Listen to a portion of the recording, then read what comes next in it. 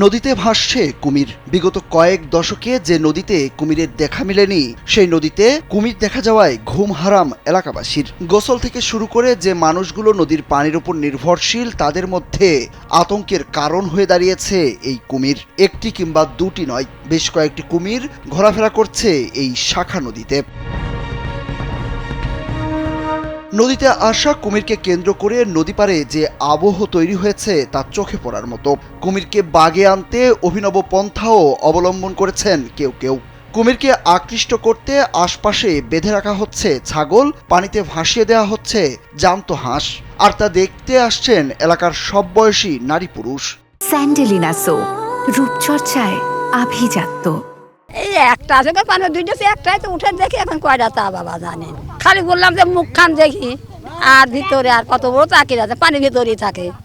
না ভাই করে আর লাভেনি বেটা গোসল করতে। না আগে দেখিনি, এই যে 10-12 দিন হলে তা দেখতেছি।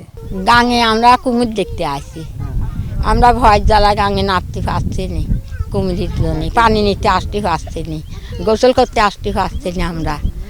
সেই জন্য আমরা আবার কুমির দেখতে আসি, যে কুমির দেখবো আমরা। কুমিরের জন্য আমরা গোসল করতে যেতে পারিনি।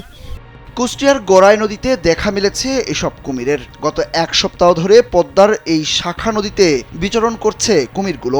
বিশেষ করে জেলা শহরের জুগিয়া ভাটাপাড়া সংলগ্ন গড়াই নদীতে পানি কমে যাওয়ায় সেখানে কয়েকটি কুমির ঘোরাফেরা করছে। আবার চরে উঠে রোদে শুয়ে থাকতেও দেখা গেছে তাদের। নদীতে কুমিরের দেখা মেলায় আতঙ্ক বেড়েছে জেলে থেকে শুরু করে নদী পাড়ের মানুষের মাঝেও। তারা বলছেন এতদিন তারা নির্বিঘ্নে নদীতে নামতে পারত, কিন্তু এখন তো সেই উপায় নেই। কুমিরের জন্য ধরেন আমি এই নৌকাদন উপরে তুলে রাখেছি, অনেক টাকা জাল দড়িও আছে, আমার সব কিছু আছে। কুমিরের ভয়তে নামতে পারছি না।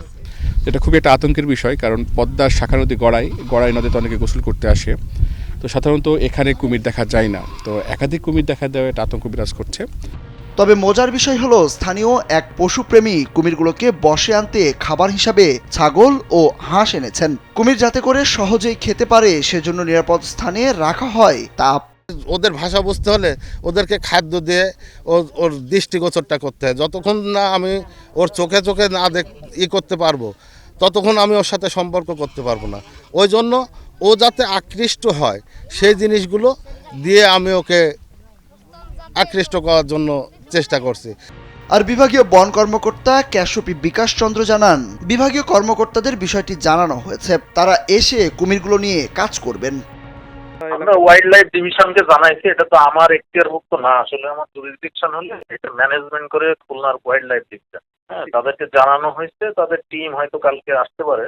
তারপরে ওয়াইল্ড লাইফ ডিভিশন আসুক, তারা কি ব্যবস্থা নেয় দেখা যায়। স্থানীয়রা বলছেন নদীতে কুমির আসায় আতঙ্কিত হয়ে পড়েছেন মানুষ। আতঙ্ক দূর করতে স্থানীয়দের মাঝে সতর্কতা জারির পাশাপাশি সংশ্লিষ্ট কর্তৃপক্ষ কুমিরগুলোকে উদ্ধার করবেন নাকি এই নদীতেই তারা বিচরণ করবে সেটিও জানানো দরকার বলে মত তাদের। সুরুজ আহমেদ, কালবেলা।